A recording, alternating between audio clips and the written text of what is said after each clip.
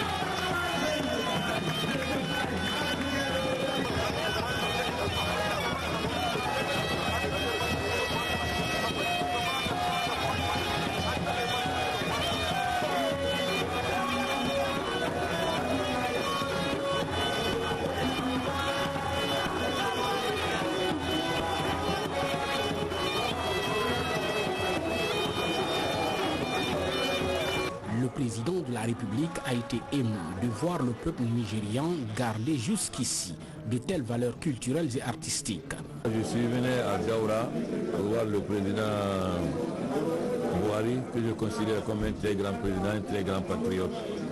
Et ensuite venir à Kano parce que c'est la capitale du nord Nigeria, un grand pays. Et surtout, ce qui m'a frappé, c'est le respect de la tradition. Parce qu'hier, j'ai eu à suivre le défilé derrière les murs. Et sinon, le fait que le Nigeria a su garder sa culture ancestrale, qui n'a rien à envier à la culture des Blancs. Donc, le fait que ne soyez pas laissé dominer par la culture des Blancs, comme beaucoup d'autres pays, d'avoir gardé les traditions ancestrales. Et ça remonte à la jeunesse que le Nigeria a eu une très grande civilisation avant d'arriver des Blancs. Donc c'est une des raisons, non seulement pour rendre hommage au président Buhari pour son leadership au Nigeria, mais au niveau de l'Afrique, mais aussi me rendre compte du respect de la tradition au niveau des Hausa et des Peuls, et puis des siècles que la colonisation n'a pas pu détruire. C'est-à-dire la nécessité de maintenir de renfort de notre culture traditionnelle, parce que c'est la culture traditionnelle qui fait la valeur d'un peuple. Et nous ne devons pas laisser notre culture traditionnelle disparaître. Donc ça va nous amener aussi en Guinée à renforcer nos différentes cultures traditionnelles et à les mettre en valeur pour montrer qu'avant d'arriver des Blancs, on avait une très grande civilisation. Une importante foule en effervescence a suivi le cortège du président de la République jusqu'à sa résidence, dans une ambiance festive. Et puisqu'on parle de patrimoine culturel africain, on va à Cancan pour prendre des échos de la Grande Mamaya. Cette année encore, l'organisation a tenu toutes ses promesses. Même si l'événement est hautement traditionnel, il prend toujours en compte une grande dimension religieuse et sociale. La Mamaya 2019 de Cancan avec Ansoumane Toubani Kamara. Depuis ce lundi à 16h30, le lendemain de la Tabaski, la 79e édition de la Mamaya attire encore du monde au carrefour historique de Chérifla. Rendez-vous socio-culturel d'envergure sous-régionale, la Mamaya depuis 2 ans devient une plateforme de raffermir les liens historiques entre Kankan et certaines localités du pays. Aujourd'hui, nous sommes là pour représenter le médiateur de la République, qui était l'invité d'honneur de cette cérémonie, et la ville de Forécaria, qui est sa ville natale, comme ville d'honneur de la cérémonie. Donc chaque année, pour réchauffer ces liens ancestraux, n'est-ce pas, les jeunes plongent leurs racines dans le passé, font venir leurs parents qui, pour une raison ou pour une autre, sont allés s'installer ailleurs. Et donc, la fête est belle. Cette année, c'est Forécaria. Édition 2019 de la Mamaya de Kankan, de nombreux projets d'intérêt communautaire sont au programme. Climatisé que vous voyez derrière moi, depuis l'année dernière, on a eu à mettre en place 18 forages, 10 forages à Kankan et 8 forages à Sigiri. Les 3 soirées de la Mamaya correspondent à 3 couleurs de tenue. Le bleu ciel vante les pas majestueux de cette première soirée de Mamaya annuelle pilotée par Sédé Diamanadia numéro 4. De Kankan, on va à la Mecque pour prendre des nouvelles de nos pèlerins. 8000 Guinéens effectuent le Hajj cette année.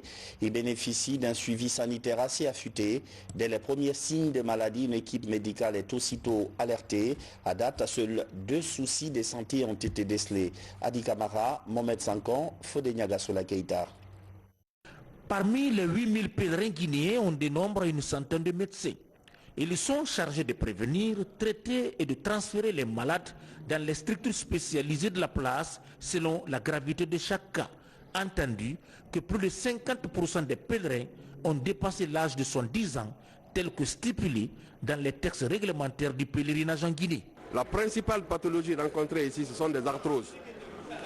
Ce sont des personnes d'un certain âge, donc avancées en âge, qui viennent au pèlerinage.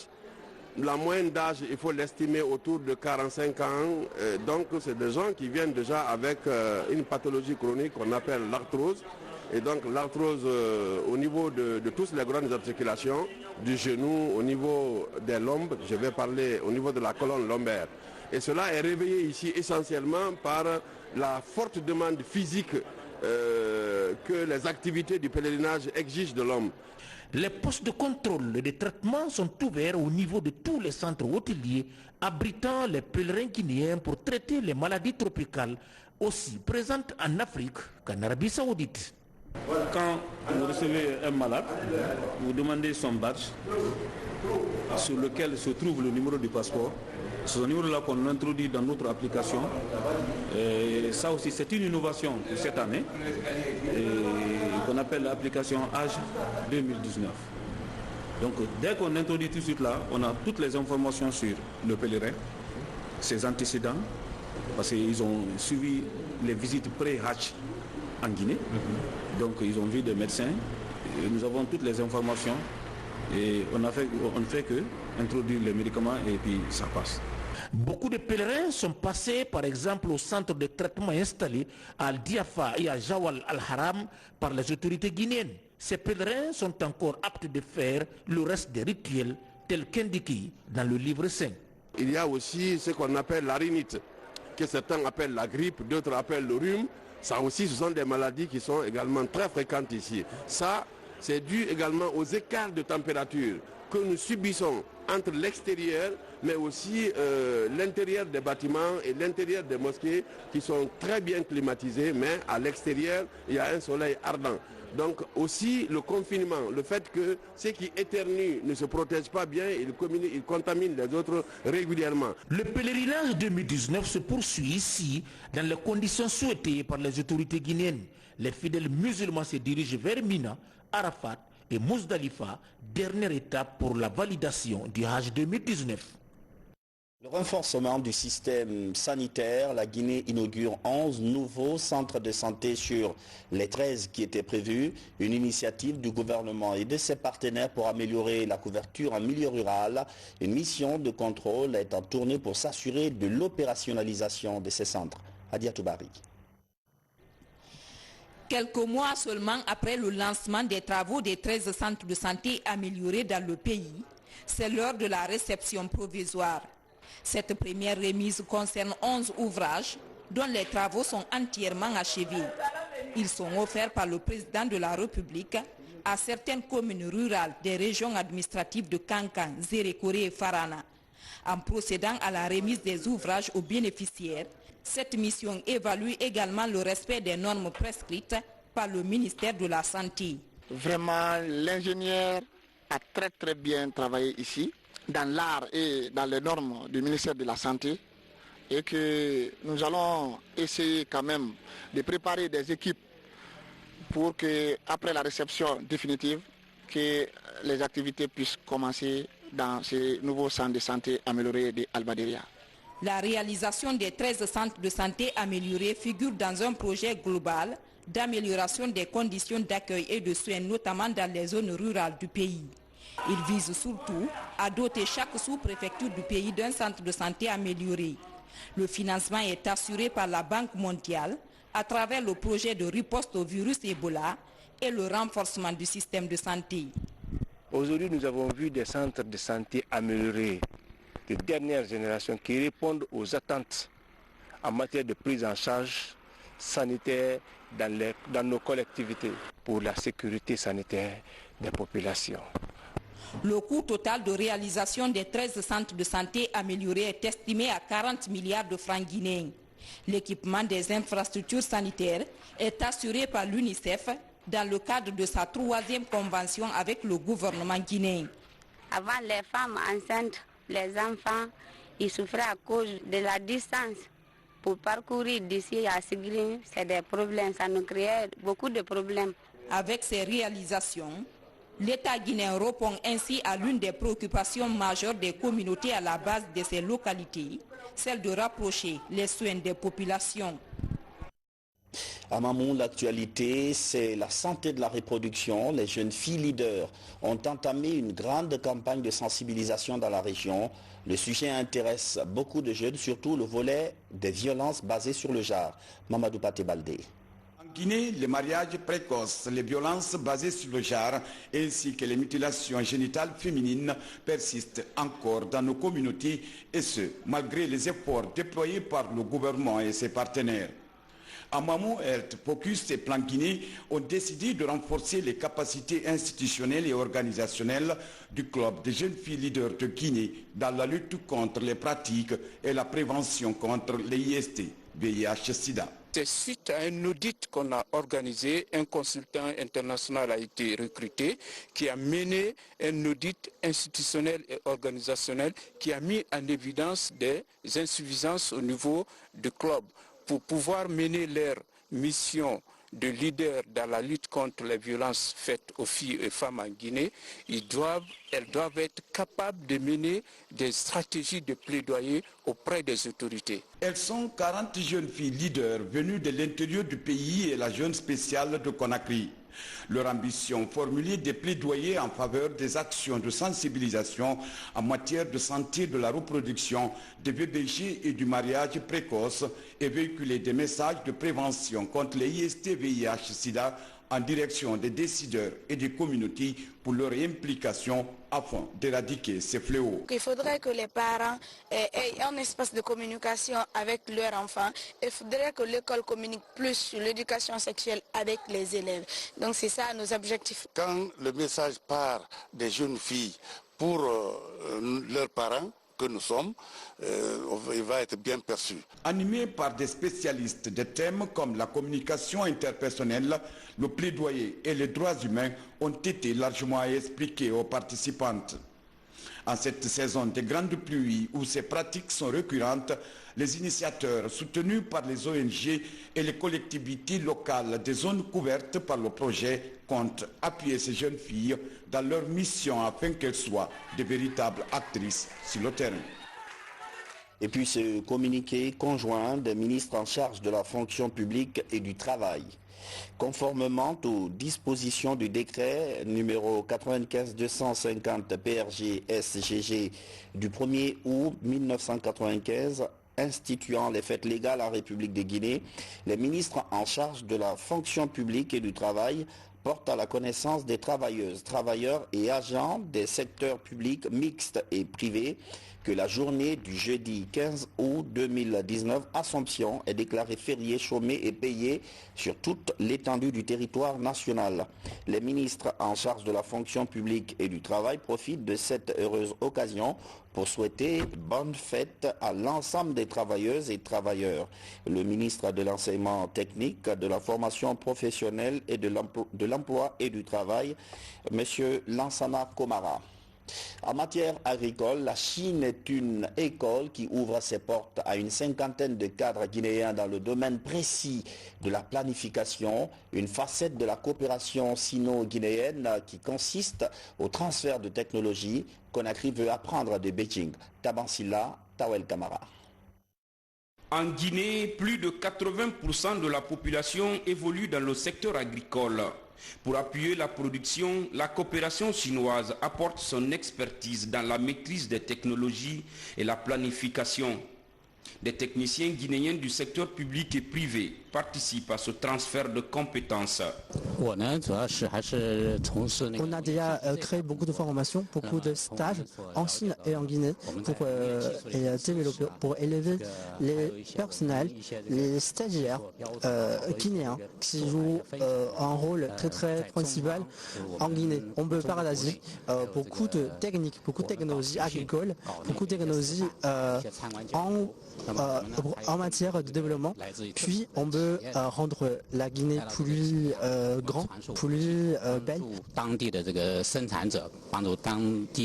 Le développement de l'agriculture est devenu un axe important de la coopération que la Chine entretient avec notre pays. En 2016, par exemple, la Chine a offert plusieurs équipements agricoles d'une valeur de 1,6 million de dollars à la Guinée. Une façon de soutenir la politique de mécanisation de l'agriculture engagée par le gouvernement guinéen. Les cadres de l'agriculture vont profiter de l'expertise chinoise dans le domaine agricole. Et c'est une bonne chose parce que le gouvernement a mis un accent particulier sur le développement de l'agriculture en Guinée. Cette formation en technologie et planification agricole va durer 20 jours. Il aboutira à la conception de fermes d'élevage et la maîtrise des techniques de culture des riz et légumes. Transformation agroalimentaire, un grand cap est franchi à Kankan. Beaucoup de femmes sont désormais outillées dans le processus. Aujourd'hui, elles savent transformer des fruits en confiture, une initiative présidentielle mise en pratique par le ministère de l'Action sociale. Mohamed de Camara. La qualité des fruits et légumes transformés sur place dans la préfecture de Kankan connaîtra bientôt une amélioration. C'est un challenge présidentiel porté par le ministère en charge de la promotion féminine. Pour atteindre cet objectif, des groupements Sabmondo, AFTT et les monistrices du CAF bénéficient du renforcement de leurs capacités en technique de transformation agroalimentaire. Principal défi, améliorer la qualité et la présentation des produits. C'est pour contribuer au renforcement de leurs capacités dans le dosage, dans les mesures, mais aussi dans la quantité du sucre, mais également de l'eau qu'il faut utiliser dans la transformation de chaque produit. Parce que chaque produit à transformer a ses spécificités, a ses propres réalités. Les règles de bonne conduite d'hygiène, l'identification des petits matériels, la préparation des confitures et sirops à base de fruits et légumes sont les principaux modules enseignés. Il y a 3 sortes de transformation de la mangue, dans la confiture, et la marmelade et la gelée. Vraiment, sinon je ne savais pas ça. Moi je confondais tout comme confiture. Nos mamans en fabriquent, mais les produits de nos mamans n'ont pas une longue conservation. D'accord? Nous sommes venus leur donner des astuces pour qu'elles sachent comment préparer, comprendre tout le process, tous les procédés de fabrication. Tous les critères certifiés en matière de la préparation des produits locaux sont expliqués aux apprenantes. Tu ne peux pas prétendre faire un bon produit avec une matière première vraiment qui ne répond pas aux critères. D'abord, il y a le choix de la matière première, il y a le choix. Il faut choisir des matières premières saines, des matières premières propres, des matières premières qui répondent à tous les critères pour avoir un bon résultat. La phase pilote de ce programme dénommé Appui à l'entrepreneuriat féminin et à l'autonomisation des femmes concerne les groupements des préfectures de Kankan, Kindia et Boké. À présent, d'autres nouvelles de l'actualité nationale traitée sous forme de télégrammes. Ce soir, notre rubrique Guinée en bref, c'est avec Aboubakar Junior Camara. Ils sont à quelques mois de la fin de la période de mise en œuvre du plan conjoint du travail biennal liant des agences des systèmes des Nations Unies au gouvernement guinéen. Les principaux acteurs au niveau de la région de Kankan sont réunis pour faire la revue semestrielle à mi-parcours pour l'année 2019. Cette revue régionale, en tant qu'instrument de pilotage stratégique, répond à des enjeux majeurs. Ce qu'on a pu constater sur le terrain, et c'est ça ce qu'on va voir tout à l'heure, c'est le fait que bien qu'il y a beaucoup d'activités et beaucoup d'efforts qui sont menés, on n'est pas encore suffisamment en synergie entre les différents acteurs. Donc l'une des grandes recommandations, c'est de non seulement continuer à agir et faire ce qu'on est en train de faire, mais de faire ça ensemble. Et c'est ça qu'on n'a pas encore réussi à faire. Deuxièmement, l'une des grandes recommandations issues des travaux sur le terrain, c'est l'importance de faire un meilleur reporting, une meilleure prise des données et la gestion des informations pour qu'il y ait une maîtrise de ce qu'on est vraiment en train de faire. Et le troisième, évidemment, ça va être d'assurer une meilleure participation de la population. Le but visé par cette mission dirigée par l'inspecteur général des forces armées guinéennes, accompagné du chef d'état-major de l'armée de terre, consiste à informer la troupe sur la réforme de l'armée et ses acquis et évaluer les besoins des forces de défense et de sécurité de l'arrière-pays en vue d'y apporter des solutions idoines. C'est un message de remerciement, d'encouragement des différents services de défense et de sécurité pour le rôle qu'ils sont en train de jouer. Ensuite, leur demander de redoubler de vigilance à nos frontières, d'organiser des patrouilles au niveau de toutes les frontières de la Guinée, à l'image de la patrouille à la frontière guinéo-malienne. La foule est impressionnante à cause de la finale du tournoi de football doté du trophée Professeur Alpha Condé, président de la République, organisé par les 8 sections RPG Arc-en-Ciel de Sigiri. Cette compétition a duré plus d'un mois. À l'affiche, les formations sportives des 12 communes rurales plus la commune urbaine. Dans une ambiance bon enfant, les joueurs ont mouillé le maillot pour égayer le public sportif en vue de rapprocher davantage les uns des autres pour renforcer la cohésion sociale.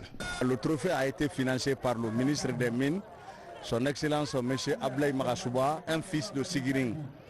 Quelqu'un qui se bat corps et âme pour vraiment l'émergence, la pérennisation du RPG Arc-en-Ciel. Donc on a organisé cette coupe vraiment pour créer l'harmonie, la relation, le rapport entre les militants et les sympathisants de notre grand parti, le RPG Arc-en-Ciel. Avant de poursuivre cette édition, ce communiqué du ministère de la Défense nationale suite à l'accident de l'hélicoptère de l'armée de l'air survenu le mardi 6 août 2019 ayant entraîné la mort de 2 officiers. Le ministre d'État chargé des affaires présidentielles, ministre de la Défense nationale, informe que les obsèques de feu colonel Abdoulaye Diallo et de feu sous-lieutenant Sékou Condé auront lieu le jeudi 15 août 2019 conformément au programme ci-après. 9h40, levée des corps à la morgue de l'hôpital Iyansdine. 10h15, cérémonial militaire à la base aérienne principale de Conakry. 13h30, prière sur les corps à la grande mosquée Faisal, suivie de l'enterrement au cimetière de Cameroun.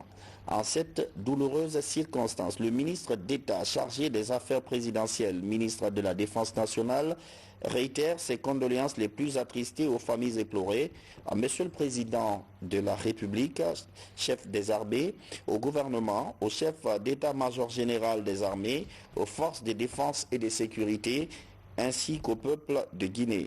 Que l'âme de nos illustres disparus repose en paix. Amen.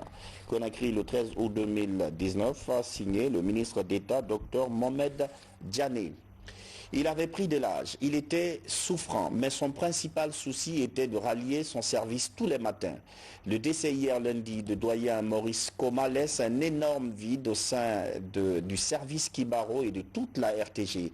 Il a vécu un grand soldat de l'information, mais l'heure du grand repos avait déjà sonné. Je vous propose de suivre ces témoignages au micro de Mamadou Saliouba. Je retiens de Maurice Koma un homme humble, courtois, respectueux, très sentimental. Depuis qu'il a été mon rédacteur en chef, nous avons travaillé ensemble. Il ne m'a jamais dit non. Même si je m'énerve, un peu jamais je m'énerve, c'est lui qui revient pour me dire « Maman, pardon ». Maurice, c'était un homme bien. Maurice, il aimait son travail. Maurice, il était très régulier. Très régulier. Il vient le premier, il rentre le dernier. Même quand tu es fâché avec lui, il sait que tu es fâché, c'est lui qui vient vers toi. Il dit, j'ai vu en toi aujourd'hui, tu n'es pas content.